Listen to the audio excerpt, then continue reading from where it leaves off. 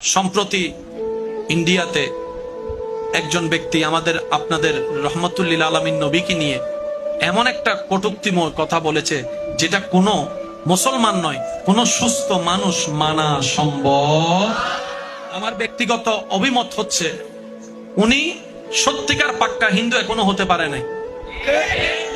আমার দৃষ্টিতে উনি এখনো পাক্কা হিন্দু হতে পারে নাই।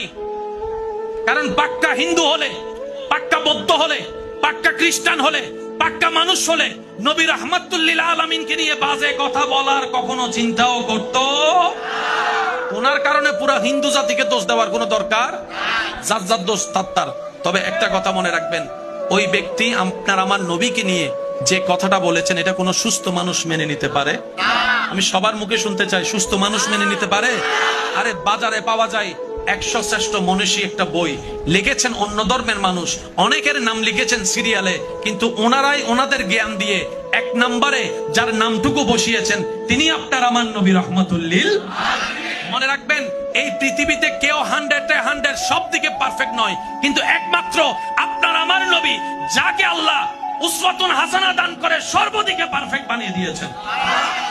কেউ স্বামী হিসেবে ভালো, সন্তান হিসেবে ভালো না। কেউ সন্তান হিসেবে ভালো, স্বামী হিসেবে ভালো না। কিন্তু আপনার আমার নবী দেখেন, স্বামী হিসেবেও নবীর মতো স্বামী নাই, সন্তান হিসেবে নবীর মতো সন্তান নাই, বাবা হিসেবে নবীর মতো বাবা নাই, ইমাম হিসেবে নবীর মতো ইমাম নাই।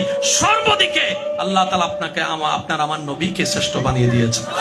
আমরা নিজের জান হাসি মুখে ইসলামের জন্য, আল্লাহর নামের জন্য, নবীর শানের জন্য, কোরআনের জন্য হাসি মুখে জান দিতে কোন কোন মুসলমান প্রস্তুত আছো? তুই হাত তুলে দেখাও, তুই হাত তুলে দেখাও, তুই হাত তুলে দেখাও, ঠিক কিনা? আমরা জানের পরোয়া, যারা বলেন জানের পরোয়া, বেয়াদবি সহ্য আর মায়ার কথা যদি বলো, মুসলমানের মতো মায়া দেখানে বলা পৃথিবীতে আর কেউ নাই। মুসলমানদের নবী শিক্ষা দিয়েছে নিজের ধর্ম পালন করো, অন্যের ধর্মকে সম্মান করো, এটাই ইসলাম। মুসলমানদের নবী শিক্ষা দিয়েছেন, ওরে আমার উম্মত, কখনো যদি ঘরে ভালো কোনো রান্না হয় প্রতিবেশীকে দেওয়া ছাড়া খেও না। যদি প্রতিবেশী ক্ষুধার্ত থাকে তুমি পেট ভরে খাও। আমি মুস্তাফা বলে দিলাম, তুমি এখনো মুমিন হতে পারো নাই, এখনো মুমিন হতে পারো নাই, এখনো মুমিন হতে পারো নাই। যে ইসলাম নিজের চিন্তার চাইতে পরের চিন্তা করা শিখায়, এটার নামই হচ্ছে ইসলাম। কথা বলেন ঠিক কিনা? যারা এই কথা বলেছে আপনার আমার নবীকে নিয়ে, নিজেরাই নিজেদের জায়গায় নিজেদের পায়ে কোরাল মারার জন্য প্রস্তুতি নিয়েছে। বিচার উপর থেকে আসবে, রব্বুল আলামিনের দরবার থেকে। কথা বলেন ঠিক কিনা? মুসলমানরা চুপচাপ ভদ্র, কিন্তু সেতলে শুনি না আরো জোরে বলেন।